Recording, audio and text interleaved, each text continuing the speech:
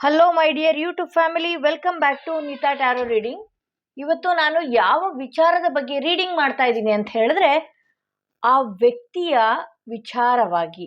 ಆ ವ್ಯಕ್ತಿ ಯಾರಾದರೂ ಆಗಿರಬಹುದು, ಆ ವ್ಯಕ್ತಿಯ ಸಿಚುವೇಶನ್ ಯಾವ ರೀತಿ ಇದೆ ಅನ್ನೋದೇ ಇವತ್ತಿನ ರೀಡಿಂಗ್ ಆಗಿರುತ್ತೆ. ಆ ವ್ಯಕ್ತಿಯ ಸಿಚುವೇಶನ್, ಆ ವ್ಯಕ್ತಿಯ ಪ್ರಸ್ತುತ ಪರಿಸ್ಥಿತಿ ಯಾವ ರೀತಿ ಇದೆ ಅನ್ನೋದೇ ಇವತ್ತಿನ ರೀಡಿಂಗ್ ಆಗಿರುತ್ತೆ. ಎಂದಿನಂತೆ 2 ಕಾರ್ಡ್ಗಳನ್ನ ನಿಮ್ಮ ಮುಂದೆ ಇಟ್ಟಿದ್ದೀನಿ. 2 ಕಾರ್ಡ್ಗಳ ಮೇಲೆ 2 ಸ್ಟೋನ್ಗಳನ್ನ ಇಟ್ಟಿದ್ದೀನಿ. ಯಾವ ಸ್ಟೋನ್ ಇರುವ ಕಾರ್ಡ್ ನಿಮ್ಮ ಮನಸ್ಸಿಗೆ ತುಂಬಾನೇ ಹತ್ರ ರೆಸೊನೇಟ್ ಆಗ್ತಾ ಇದೆ, ಆ ಒಂದು ಕಾರ್ಡ್ನ ನೀವು ನಿಮ್ಮ ವ್ಯಕ್ತಿ, ಯಾವ ವ್ಯಕ್ತಿಯ ವಿಚಾರವಾಗಿ ನೋಡ್ತಾ ಇದ್ದೀರಿ ಆ ವ್ಯಕ್ತಿಯ ಹೆಸರನ್ನ 3 ಬಾರಿ ಹೇಳ್ತಾ ಈ ಒಂದು ರೀಡಿಂಗ್ನ ನೀವು ನೋಡ್ಬೇಕಾಗತ್ತೆ. ಈ ಒಂದು ಕಾರ್ಡ್ನ ನೀವು ಆ ವ್ಯಕ್ತಿಯ ಹೆಸರಿನಲ್ಲಿ ಸೆಲೆಕ್ಟ್ ಮಾಡ್ಕೊಳ್ಬೇಕಾಗತ್ತೆ.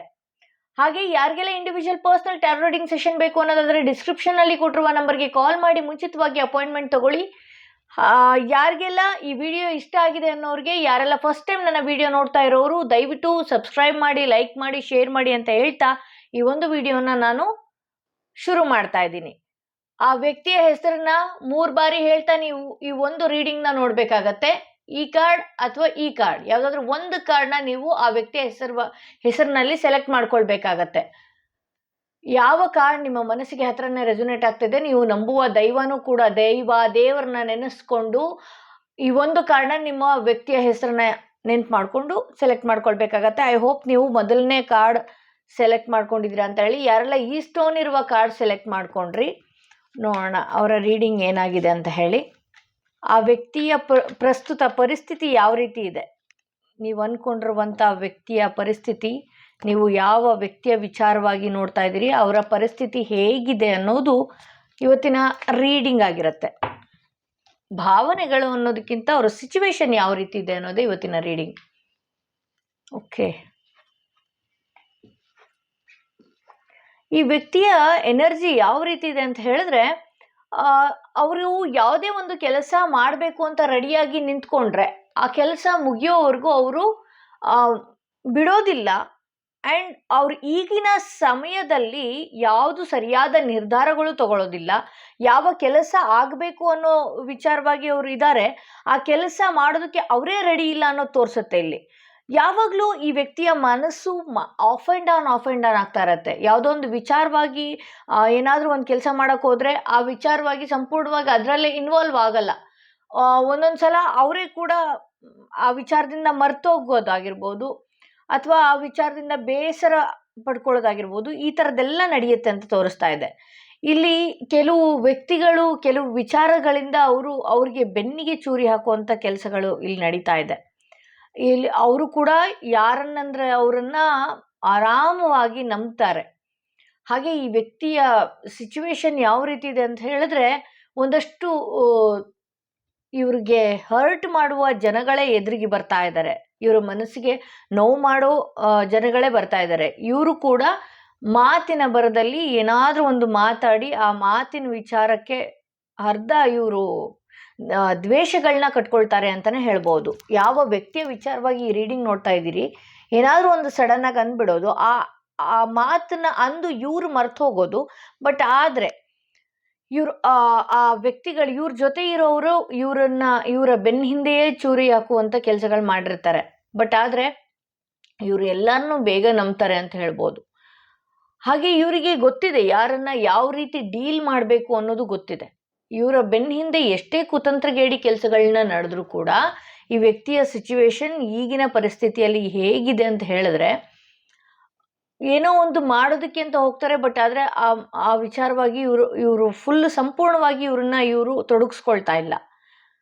ಆಫ್ ಆ್ಯಂಡ್ ಡೌನಲ್ಲೇ ಇರ್ತಾರೆ ಇವರು. ಹಾಗೆ ಒಂದಷ್ಟು ಮಾತುಗಳಿಂದ ಕೂಡ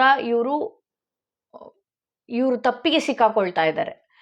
ಆದರೆ ಇನ್ ಫ್ಯೂಚರ್, ಇನ್ 2 ಮಂತ್ಸಲ್ಲಿ ಇವ್ರಿಗೊಂದಷ್ಟು ಭಗವಂತನ ಆಶೀರ್ವಾದ ಇರೋದ್ರಿಂದ ಹೊಸ ಹೊಸ ಕೆಲಸಗಳಾಗಿರಬಹುದು, ಹೊಸ ಯೋಚನೆಗಳಾಗಿರಬಹುದು, ಯಾರ ಹತ್ರನಾದರೂ ಮಾತಲ್ಲಿ ಮುನಿಸ್ಕೊಂಡಿದ್ರೆ ಆ ಮಾತಿನಿಂದ ಸರಿಪಡಿಸ್ಕೊಳ್ಳೋದಾಗಿರಬಹುದು, ಮತ್ತೆ ಹೊಸ ಅಧ್ಯಾಯ ಶುರು ಮಾಡೋದು.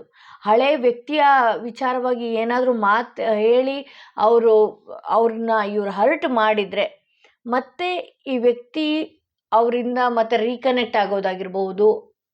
ಈ ವ್ಯಕ್ತಿ ಮತ್ತೆ ಆ ಮಾತಾಡಿ ಸರಿಪಡಿಸ್ಕೊಳ್ಳೋದಾಗಿರಬಹುದು, ಈ ಥರದ್ದೆಲ್ಲ ನಡೆಯುತ್ತೆ ಅಂತ ಹೇಳ್ಬೋದು. ಬಟ್ ವ್ಯಕ್ತಿಯ ವಿಚಾರವಾಗಿ, ವ್ಯಕ್ತಿಯ ಗುಣ ಏನಾದರೂ ನಾವು ನೋಡೋದಾದರೆ, ಏನಾದರೂ ಸಾಧನೆ ಮಾಡಬೇಕು ಅಂದರೆ ಅದು ಮಾಡಿಯೇ ತೀರ್ತಾರೆ. ಅದು ಎಲ್ಲ ಕ್ವಾಲಿಟಿಗಳು ಕೂಡ ಇವರಲ್ಲಿದೆ.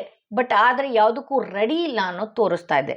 ಅವರ ಸಿಚುವೇಶನ್ ಕೂಡ ಈಗಿನ ಮಟ್ಟಕ್ಕೆ ಸ್ವಲ್ಪ ಕಷ್ಟನೇ ಇದೆ. ಯಾರೋ ಅವ್ರ ಹಿಂದೆ ಆಡ್ಕೊಳ್ಳೋದಾಗಿರ್ಬೋದು, ಅಥವಾ ಗಾಸಿಪ್ಗಳನ್ನ ಮಾಡೋದಾಗಿರ್ಬೋದು, ಇದೇ ವಿಚಾರವಾಗಿ ಇವರು ತಪ್ಪಾಗಿ ಅವ್ರ ಹತ್ರ ಮಾತಾಡೋದಾಗಿರಬಹುದು. ಸೊ ಇವರಿಗೆ ಈ ಸಮಯ ಒಂದಷ್ಟು ಸರಿ ಇಲ್ಲ ಅಂತಲೇ ಹೇಳ್ಬೋದು. ಇನ್ನು 2 ಮಂತ್ಸ್ ನಂತರ ಅಂತೂ ಇವರು ಅಂದ್ಕೊಂಡಿದ್ದ ಕೆಲಸಗಳಾಗಿರ್ಬಹುದು, ಇವ್ರು ಅಂದ್ಕೊಂಡಿದ್ದ ವಿಚಾರವಾಗಿ ಏನೇ ಇರ್ಬೋದು, ಈ 2 ಮಂತ್ಸ್ ನಂತರ ಅವರು ಎಲ್ಲದರಲ್ಲೂ ಕೂಡ ಜಯ ಸಾಧಿಸ್ತಾರೆ ಅಂತಲೇ ಹೇಳ್ಬೋದು. ಯಾವ ವ್ಯಕ್ತಿಯೊಟ್ಟಿಗೆ ಇವರು ಜಗಳಗಳು ಮನಸ್ತಾಪಗಳು ಮಾಡ್ಕೊಂಡಿದ್ರೋ ಅದೇ ವ್ಯಕ್ತಿಯೊಟ್ಟಿಗೆ ಚೆನ್ನಾಗಿರ್ತಾರೆ ಅನ್ನೋದು ಕೂಡ ತೋರಿಸ್ತಾ ಇದೆ. ಒಳ್ಳೆಯ ಸೆಲೆಬ್ರೇಷನ್ ಇದೆ ಮುಂದಿನ ದಿನಗಳಲ್ಲಿ ಇವರೊಟ್ಟಿಗೆ ಅಂತಲೂ ತೋರಿಸ್ತಾ ಇದೆ. ಇದು ಇವತ್ತಿನ ರೀಡಿಂಗ್. ಯಾರೆಲ್ಲ ಈ ಫಸ್ಟ್ ಕಾರ್ಡ್ ಸೆಲೆಕ್ಟ್ ಮಾಡ್ಕೊಂಡಿದ್ರಿ ಅವರ ಸಿಚುವೇಶನ್ ಈ ರೀತಿ ಇದೆ ಅಂತ ಹೇಳ್ತಾ, ಈ ಮೊದಲನೇ ಕಾರ್ಡ್ ಯಾರು ಸೆಲೆಕ್ಟ್ ಮಾಡ್ಕೊಂಡಿದ್ರು ಅವರ ರೀಡಿಂಗ್ ಇದಾಗಿತ್ತು. ಸೆಕೆಂಡ್ ಕಾರ್ಡ್, ಈ ಸ್ಟೋನ್ ಇರುವ ಕಾರ್ಡ್ ಯಾರು ಸೆಲೆಕ್ಟ್ ಮಾಡ್ಕೊಂಡಿದ್ರಿ, ನಿಮ್ಮ ವ್ಯಕ್ತಿಯ ಪ್ರಸ್ತುತ ಸಿಚುವೇಶನ್ ಯಾವ ರೀತಿ ಇದೆ ಅನ್ನೋದು ಇವತ್ತಿನ ರೀಡಿಂಗ್ ಆಗಿರುತ್ತೆ. ಅವರ ಸಿಚುವೇಶನ್ ಯಾವ ರೀತಿಯಾಗಿದೆ, ಅದು ಯಾವ ವ್ಯಕ್ತಿಯ ವಿಚಾರವಾಗಿ ನೀವು ಈ ರೀಡಿಂಗ್ ನೋಡ್ತಾ ಇದ್ದೀರಿ, ಅವರ ಸಿಚುವೇಶನ್ ಏನಾಗಿದೆ ಅನ್ನೋದೇ ಇವತ್ತಿನ ರೀಡಿಂಗ್ ಆಗಿದೆ. ಆ ವ್ಯಕ್ತಿಯ ಹೆಸರನ್ನ 3 ಬಾರಿ ಹೇಳ್ತಾ ಈ ಒಂದು ರೀಡಿಂಗ್ನ ನೀವು ನೋಡಬೇಕಾಗತ್ತೆ.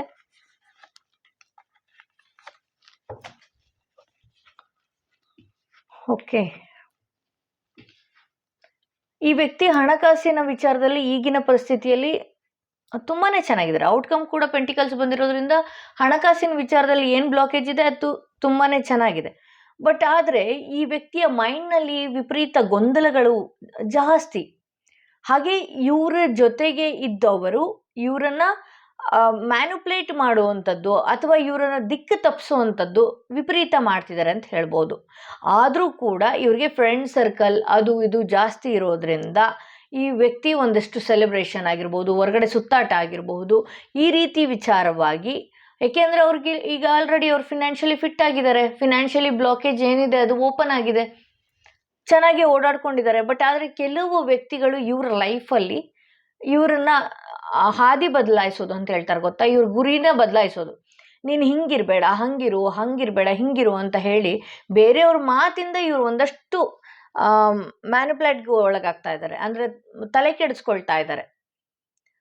ಸೊ ಇಲ್ಲಿ 3ನೇ ವ್ಯಕ್ತಿಗಳ ಜೊತೆಗೆ ಅವ್ರು ಚೆನ್ನಾಗಿರೋದು, ಅಂದರೆ ನಿಮ್ಮನ್ನು ಬಿಟ್ಟು ಫ್ರೆಂಡ್ಸ್ ಸರ್ಕಲ್ ಆಗಿರಬಹುದು, ಫ್ಯಾಮಿಲಿ ಒಟ್ಟಿಗಾಗಿರಬಹುದು, ಒಂದಷ್ಟು ಸೆಲೆಬ್ರೇಷನಿಂದ ಚೆನ್ನಾಗಿದ್ದಾರೆ ಅಂತ ಹೇಳುತ್ತೆ.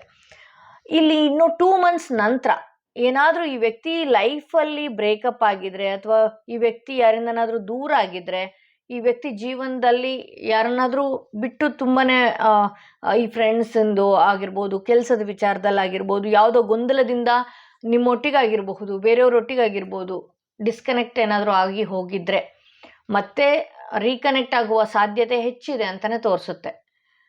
ಇಲ್ಲಿ ಪೆಂಟಿಕಲ್ಸ್ ಅಗೇನ್ ಬರ್ತಾ ಇರೋದ್ರಿಂದ ಒಂದಷ್ಟು ದುಡುಕು ಸ್ವಭಾವದಿಂದ ಮಾತಾಡಬಹುದು. ಬಟ್ ಆದರೆ ಈ ವ್ಯಕ್ತಿನ ಆರಾಮ್ಸೆ ನಂಬೋದು, ನಿಮ್ಮ ನಂಬಿಕೆಗೆ ಅರ್ಹ ಅಂತ ವ್ಯಕ್ತಿನೇ ಆಗಿರ್ತಾರೆ. ಬಟ್ ಆದರೆ ಇವ್ರಿಗಿಲ್ಲಿ ಏನಾಗ್ತಾ ಇದೆ ಅಂತ ಹೇಳಿದ್ರೆ, ಅವರ ವಿಚಾರವಾಗಿ ಬೇರೆಯವರೇ ಅವ್ರ ನಿರ್ಧಾರಗಳನ್ನ ತಗೊಂಡು ಅವರನ್ನು ಮ್ಯಾನಿಪ್ಯುಲೇಟ್ ಮಾಡ್ತಾ ಇದ್ದಾರೆ, ಅಥವಾ ಬೇರೆಯವ್ರಿಗೋಸ್ಕರ ನಾನು ಹೀಗಿದ್ರೆ ಸರಿ ಹೋಗಲ್ವೇನೋ ಅನ್ನೋದಕ್ಕೋಸ್ಕರ ನಿಮ್ಮಿಂದ ದೂರ ಆಗಿರಬಹುದು, ಅಥವಾ ಬೇರೆಯವರೊಟ್ಟಿಗೂ ಕೂಡ ಜಗಳಗಳಾಗಿರಬಹುದು. ಇದೆಲ್ಲ ಅವ್ರು ಮಾಡೋದಕ್ಕಿಂತ ಥರ್ಡ್ ಪಾರ್ಟಿಗಳೇ ಇವ್ರಿಗೆ ಒಂದಷ್ಟು ತಲೆಯಲ್ಲಿ ಹಾಕೋದು ಜಾಸ್ತಿ ಅಂತ ಹೇಳ್ಬೋದು. ಸೊ ಈ ವ್ಯಕ್ತಿ ವಿಚಾರವಾಗಿ ಓವರಾಲ್ ನಾನು ನೋಡೋದಾದರೆ ಈಗಿನ ಪ್ರಸ್ತುತ ಸಿಚುವೇಶನ್ ಏನಿದೆ ಅಂತ ನೋಡೋಕೆ ಹೋದರೆ, ಈ ವ್ಯಕ್ತಿ ಒಂದಷ್ಟು ಹಣದ ಬ್ಲಾಕೇಜಿಂದ ಹೊರಗಡೆ ಬಂದಿದ್ದಾರೆ. ಹಾಗೆ ಈ ವ್ಯಕ್ತಿನ ತಲೆ ಕೆಡಿಸುವಂಥ ಜನಗಳು ಕೂಡ ವಿಪರೀತ ಇದ್ದಾರೆ. ಈ ವ್ಯಕ್ತಿ ಮುಂದಿನ ಹೆಜ್ಜೆಯನ್ನು ಮುಂದಿನ ಹೆಜ್ಜೆಗಳಿಗೆ ಇವರ ಫ್ರೆಂಡ್ ಸರ್ಕಲ್ಲೇ ಇವ್ರನ್ನ ಕೆಳಗಡೆ ಇಳಿಸ್ತಾ ಇದ್ದಾರೆ. ಬಟ್ ಆದರೆ ಅವ್ರಿಗೆ ಗೊತ್ತಾಗ್ತಾ ಇಲ್ಲ, ಯಾಕೆಂದರೆ ಎಲ್ಲರೂ ನೋಡೋರು ತುಂಬ ಖುಷಿಯಾಗಿ ಒಂದೊಳ್ಳೆ ಸೆಲೆಬ್ರೇಷನಲ್ಲೆಲ್ಲ ಇದ್ದಾರಲ್ಲ, ಹೊರಗಡೆ ಸುತ್ತಾಡೋದಾಗಿರ್ಬೋದು, ಓಡಾಡೋದಾಗಿರ್ಬೋದು. ಸೊ ಹಾಗಾಗಿ ಇವ್ರ ಜೊತೆಗಿರೋರ ಮೇಲೇ ಡೌಟ್ ಇಲ್ಲ, ಇವರು ಬೇರೆಯವ್ರಿಗೋಸ್ಕರ ಬೇರೆಯವ್ರ ಮಾತು ಕಟ್ಕೊಂಡು ಒಳ್ಳೊಳ್ಳೆ ಸಂಬಂಧಗಳನ್ನ ಕೆಡಿಸ್ಕೊಂಡಿದ್ರು. ಆದರೆ ಈ 2 ತಿಂಗಳಲ್ಲಿ ಇವ್ರಿಗೆ ಅವರ ತಪ್ಪಿನ ಅರಿವಾಗತ್ತೆ. ಮತ್ತೆ ರೀಕನೆಕ್ಟ್, ಯಾವುದೇ ಫ್ರೆಂಡ್ಸಿಂದ ದೂರ ಆಗಿದ್ರೆ ಅದು ರೀಕನೆಕ್ಟ್ ಆಗುವ ಸಾಧ್ಯತೆನೇ ಹೆಚ್ಚಾಗಿದೆ ಅಂತ ಹೇಳ್ಬೋದು. ಸೊ ಇದು ಸೆಕೆಂಡ್ ಕಾರ್ಡ್ ಯಾರು ಸೆಲೆಕ್ಟ್ ಮಾಡ್ಕೊಂಡಿದ್ರಿ ಅವರ ರೀಡಿಂಗ್ ಇದಾಗಿತ್ತು. ಅವರ ಆ ವ್ಯಕ್ತಿಯ ಪ್ರಸ್ತುತ ಸಿಚುವೇಶನ್ ಈ ರೀತಿ ಇದೆ ಅಂತ ಹೇಳ್ತಾ ಇವತ್ತಿನ ರೀಡಿಂಗ್ ನಾನು ಇಲ್ಲಿಗೆ ಮುಗಿಸ್ತಾ ಇದ್ದೀನಿ.